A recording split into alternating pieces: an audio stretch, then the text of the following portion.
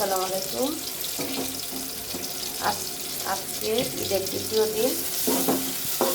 আমি দুপুরে রান্না করতেছি পুঁই শাক ভাজি। মাছ খাওয়া যায়, মাংস কিন্তু একদিনের বেশি ভালো লাগে না। এটা লাল লাল হয়ে গেছে। এখন আমি ভাত দেওয়া পুঁই শাক বাগার দিতেছি। বিসমিল্লাহ। পুঁই শাকের একটু আলু দিয়েছি, ভালো লাগে খেতে। সামান্য লবণ দিয়ে দেবো। লবণ না দিয়ে সিদ্ধ করার সময় দিয়েছি। একটু মরিচের গুঁড়ো দিয়ে দেবো, কারণ কাঁচামরিচের দাম কম দিয়েছি।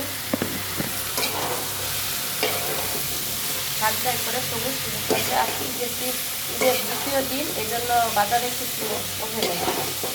এই শাকটা পেয়েছে তাও তেমন টাটকা না, বাড়তি দেখো। আপনার আজকে আমাদের আবার রাত্রে দাওয়াত আছে, দাওয়াতে যাব।